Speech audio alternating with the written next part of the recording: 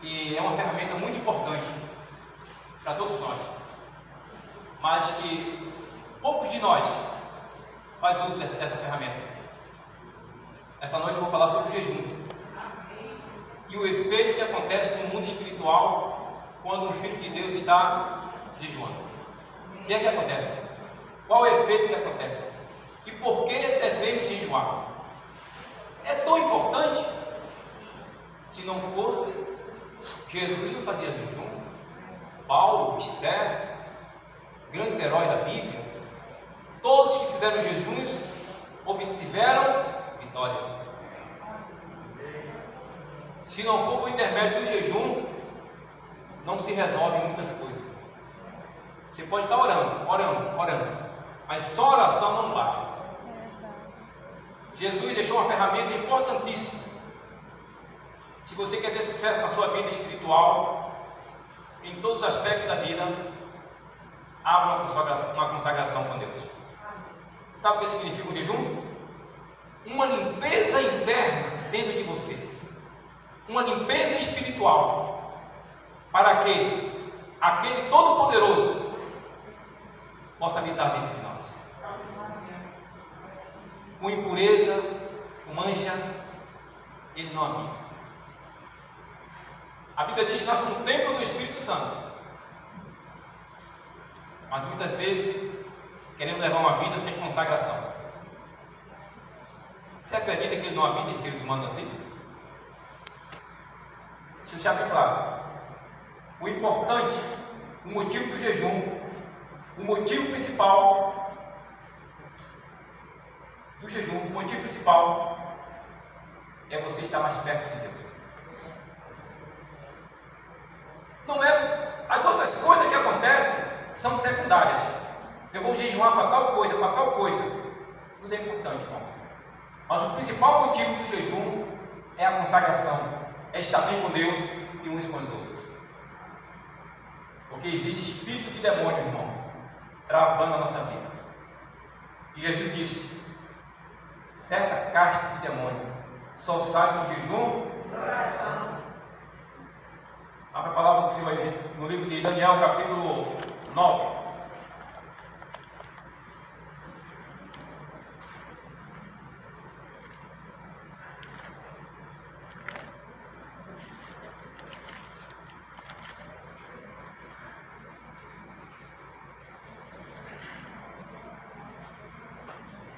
Daniel, capítulo 9.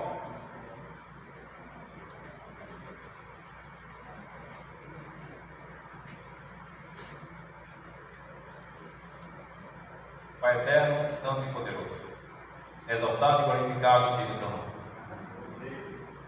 Estamos aqui para transmitir o recado do Senhor esta noite. Pedimos a bênção do Espírito Santo, capacita o teu servo a transmitir o teu recado para teus filhos que vieram te adorar e ouvir a tua palavra. Que todos nós, que proveito dessa mensagem tão poderosa e tão precisa, nesse tempo em que vivemos, precisamos estar consagrados a Ti. E nos ajuda nesse momento, em nome de Jesus. Amém. Aí, no livro de Daniel, capítulo 9, verso 3, diz assim: amém? Todos abriram?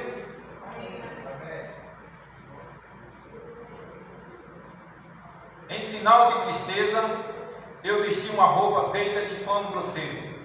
Sentei-me sobre cinzas. É na minha linguagem, que é diferente, né? A linguagem dele é outra. Não me atrapalhe mais não, por favor. Brincadeira. Vou continuar, vou começar aqui. Viu?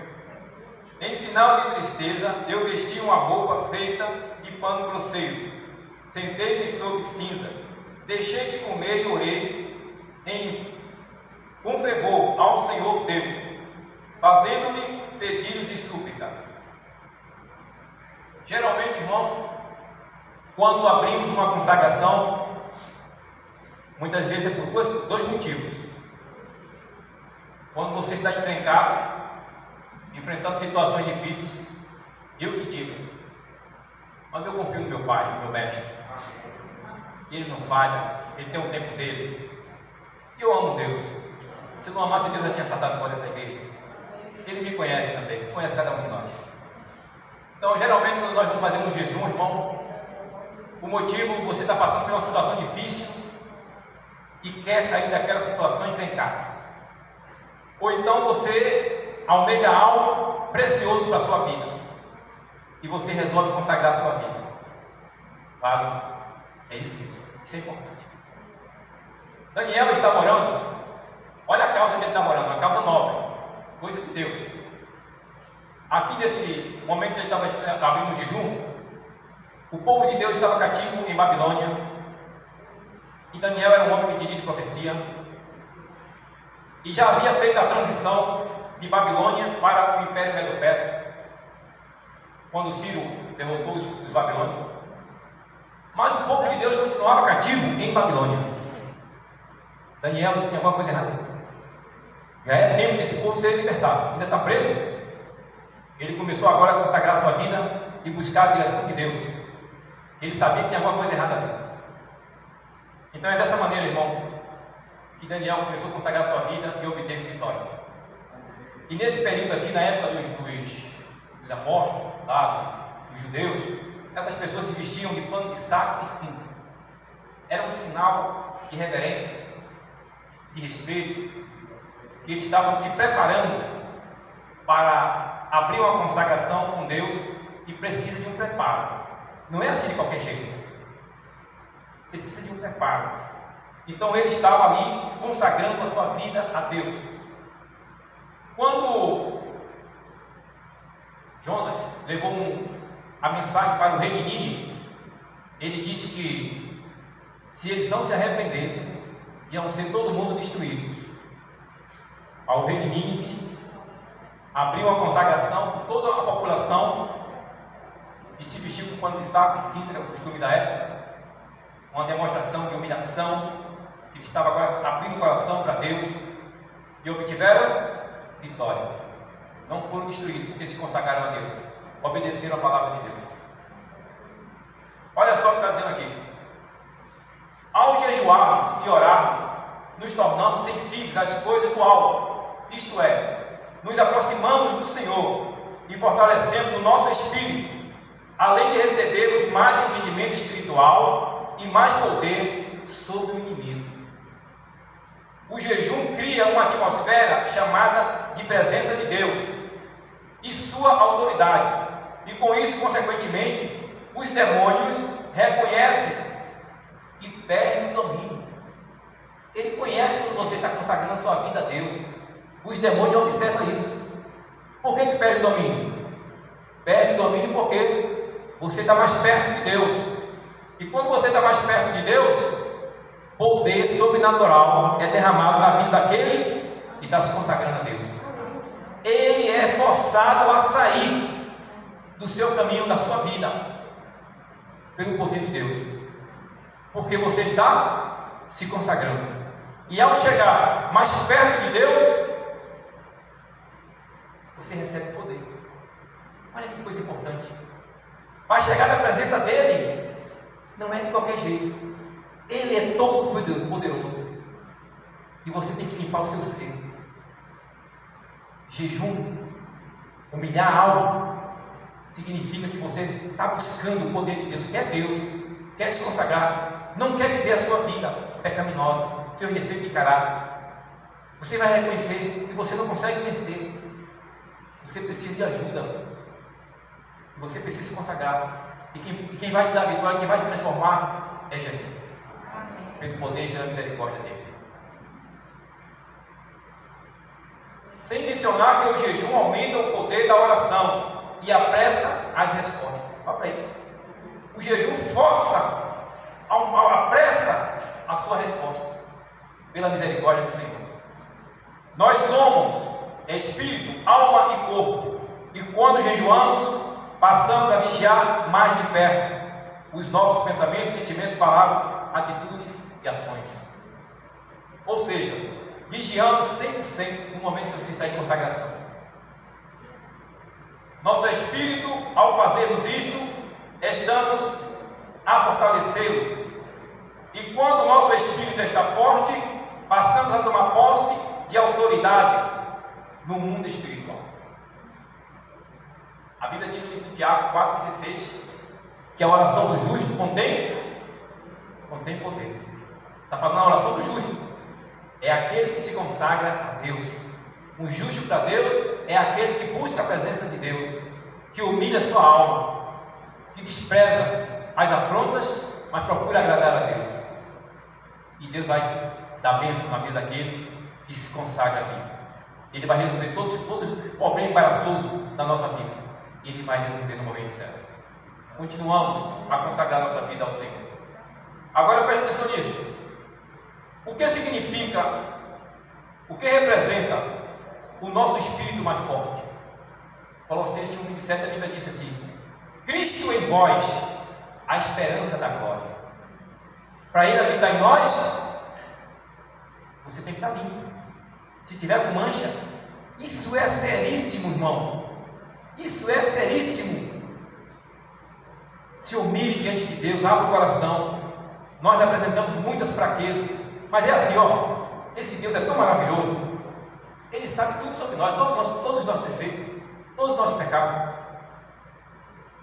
Aí Ele vai limpando, irmão. Ele vai trabalhando, vai tratando, vai transformando nossa natureza.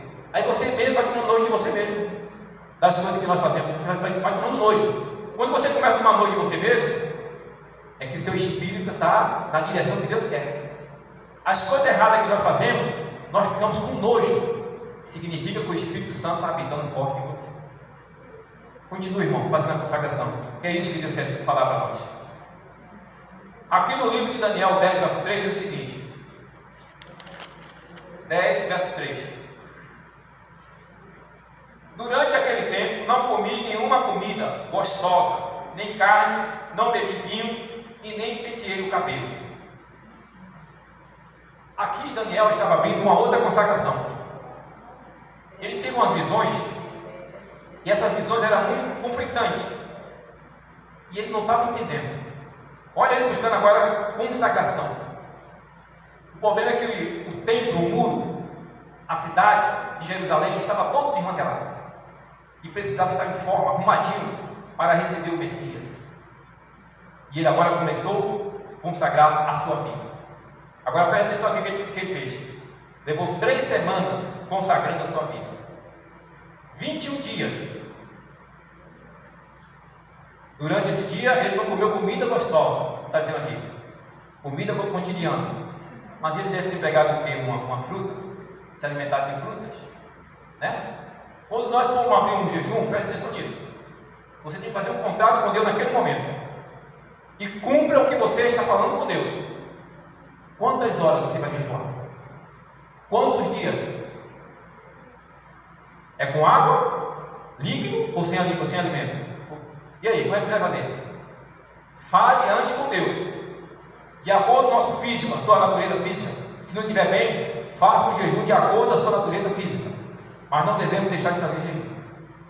E aí, você fala com Deus. E cumpra o que você acertou com Deus ali.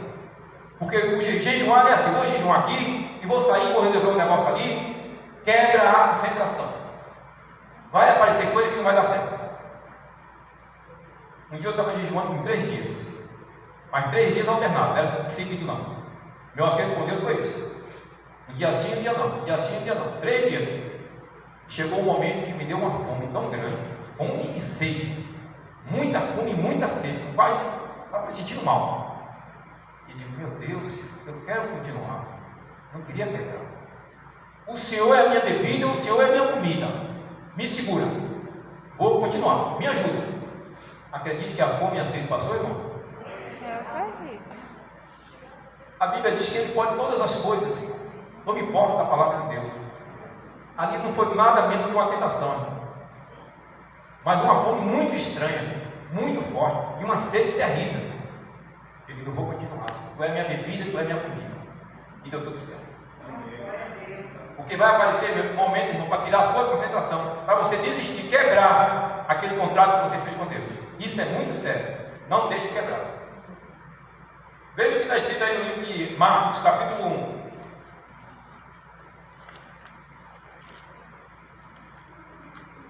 Marcos capítulo 1.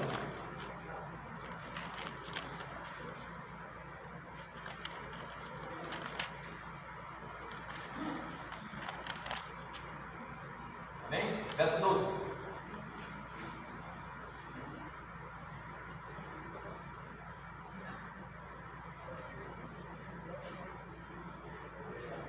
Logo depois o Espírito Santo fez com que Jesus fosse para o deserto. Jesus ficou lá durante 40 dias, sendo tentado por Satanás. Ali havia animais selvagens e os anjos do Senhor, e os anjos cuidaram de Jesus. Observe isso aqui. Logo após o batismo de Jesus, o Espírito Santo convenceu Jesus a ir para o deserto para se preparar. E ele foi para o deserto, e lá tinha cães, demônios, Satanás, estava lá para lhe atormentar. Mas também tinha anjo do Senhor cuidando dele. Isso quer dizer que Satanás foi para tentar também Jesus. Essa mensagem aqui está falando, quando você estiver jejuando, pode acontecer também ele está te tentando, de alguma forma. É isso que a mensagem está dizendo aqui. Precisamos vigiar, negar você mesmo e se concentrar em Deus. Sabe como é que eu faço o jejum, irmão? Quando eu entro nessa área, eu não paro um minuto, eu não saio da presença de Deus, eu não saio de casa, eu prefiro nem sair de casa.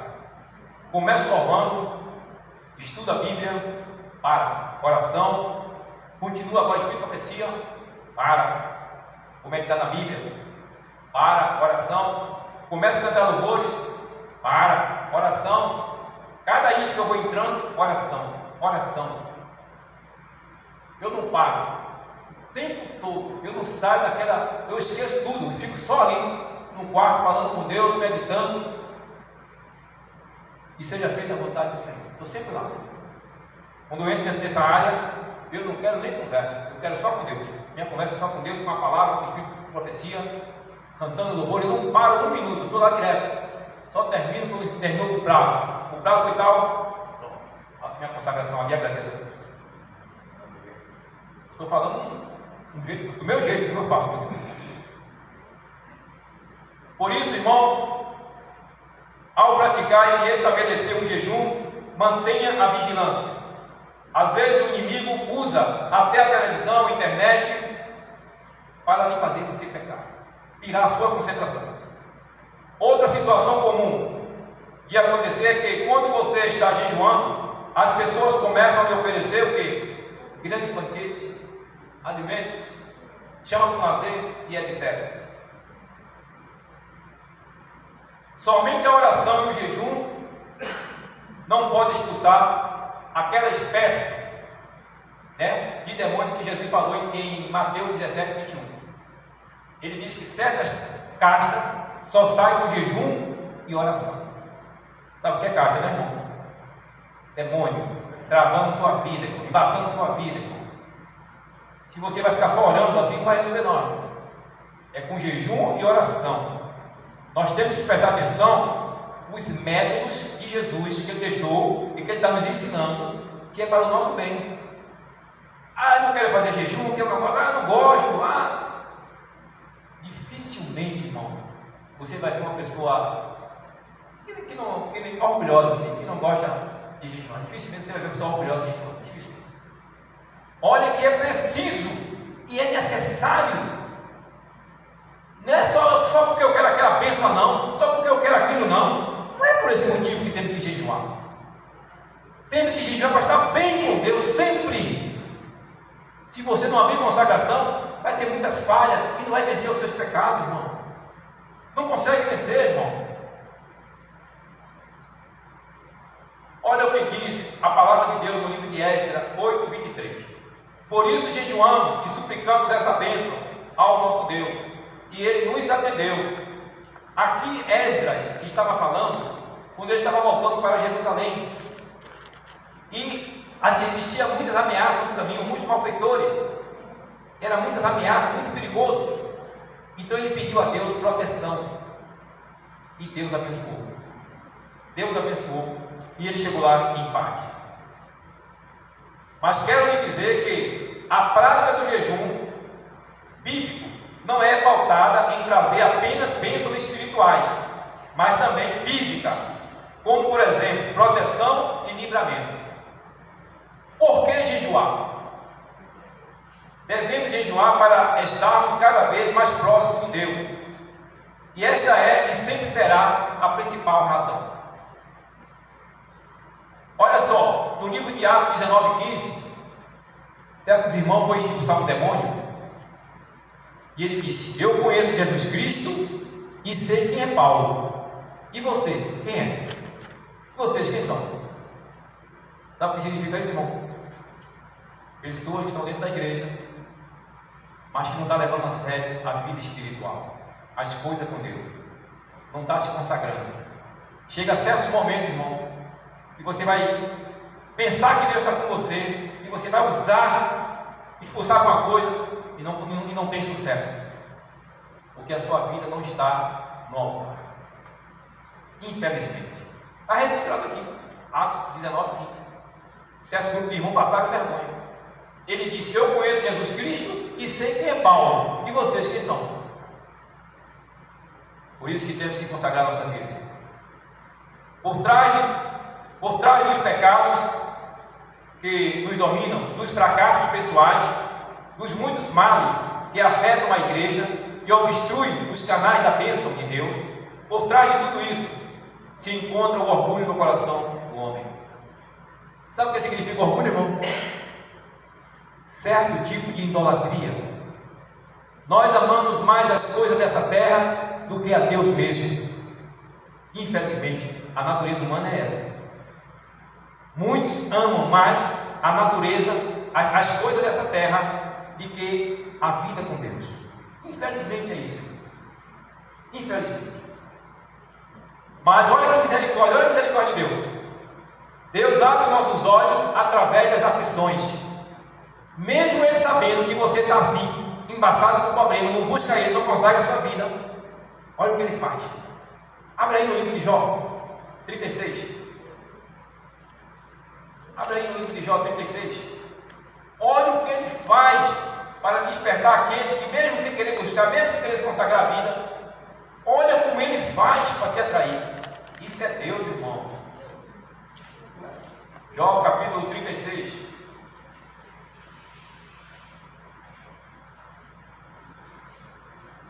Jó capítulo 36, verso 15. Amém?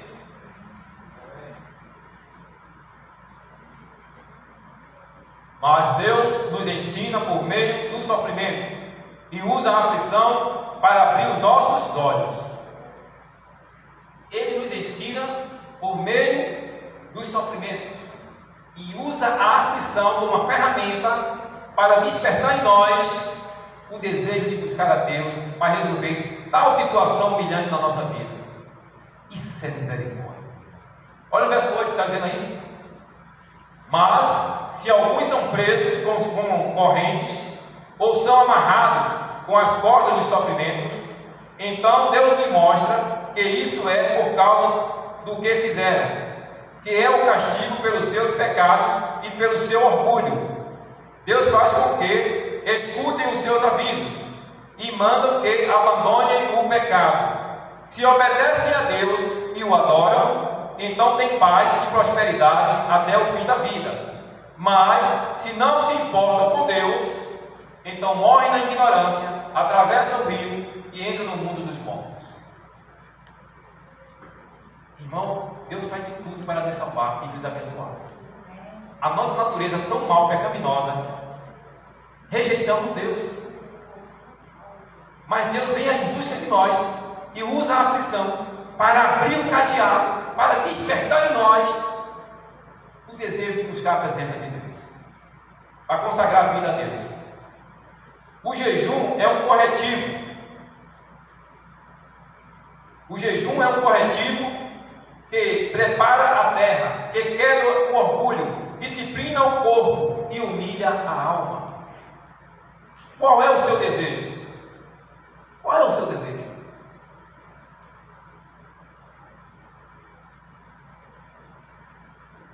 No livro de Mateus 7,7, a Bíblia diz assim: peçam e receberão, busquem e acharão, batam e a porta será aberta. Quando a Bíblia está falando aqui que nós devemos humilhar o nosso ser perante Deus, é que nós devemos, irmão, realmente ver a grandeza de Deus como Ele é, e que você e eu não devemos chegar na presença dele de qualquer jeito, que a nossa natureza é abominável aos olhos de Deus. Então você tem que chegar limpando, humilhando a sua alma e pedindo misericórdia a Deus. Deus pode todas as coisas, irmão. Ele pode resolver tudo, mas nós não devemos chegar na presença dele de qualquer jeito, irmão.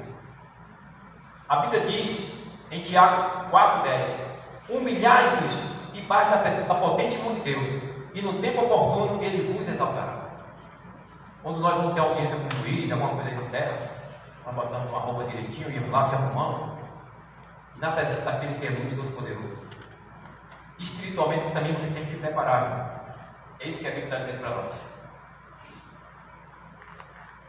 Tenho de lhe dizer que a prática do jejum dá asa à oração, dá poder a petições. Pois a oração é guerra contra as forças opositoras. O homem que ora e jejua testifica ao céu que quer aquilo que busca. É isso que temos que fazer. No mundo espiritual, as coisas se resolvem espiritualmente. No mundo espiritual, as coisas são entendidas espiritualmente. O homem natural não vai compreender as coisas espirituais. Já mandaram procurar psicólogo, tal e tal. Eu sei que a minha encrenca aqui é espiritual. O que passa na minha vida eu sei. O homem natural nenhum vai entender isso aqui não. O que está acontecendo na minha vida é coisa espiritual. Procure o psicólogo, mas não vê nada. O psicólogo é Jesus. Como é que você vai procurar um homem natural para entender as coisas espirituais? Não vai dar certo. Não funciona, irmão. As coisas naturais para os homens é loucura. As coisas espirituais para os homens natural é loucura. As coisas naturais para o espiritual também é loucura. Como é que diz? As coisas não é loucura. As coisas do homem. Sim, é isso aí. Agora as coisas espirituais de Deus para o homem natural se tornam loucura. Ele não vai compreender essas coisas. Então as coisas espirituais se entendem espiritualmente. Sabe o que está escrito isso, irmão? 1 Coríntios 2,14, está lá falando isso. E mais, jejuar e orar certamente lhe ajudará a vencer batalhas espirituais, porque jejuando estamos mais ligados espiritualmente a Deus. Foi o que aconteceu aqui com a vida de Esther, por exemplo. Ela tinha uma causa impossível para ser resolvida, mas ela levou 3 dias jejuando, porque o malvado Amã botou um decreto lá de morte para matar todos os judeus, e ela era judia, e estava incluído no pacote. E agora? Ela aparece na presença do rei, sem o rei levantar o cetro. Ela alcançou graça. Através de 3 dias que ela estava jejuando, obteve vitória. E quem foi que foi enforcado? O malvado Amã.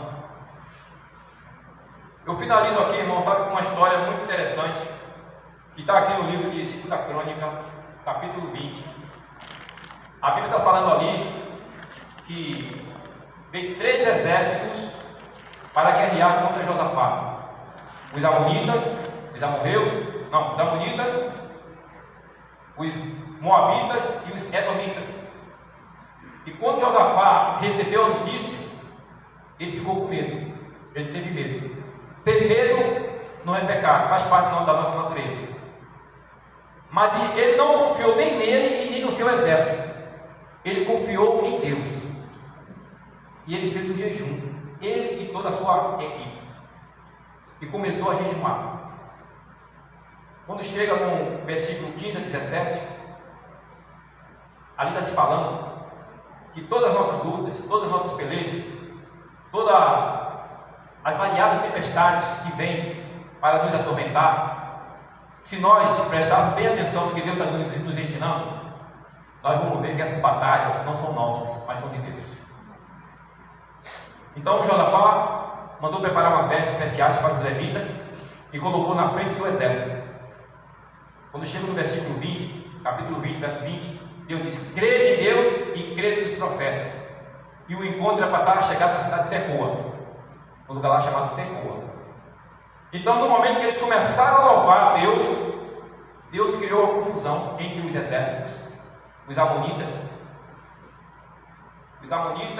e os moabitas se juntaram contra os edomitas e derrotaram o terceiro exército.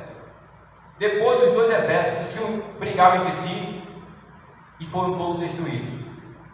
Quando Josafá chega em Tecoa, ele só encontra lá corpos espalhados no chão.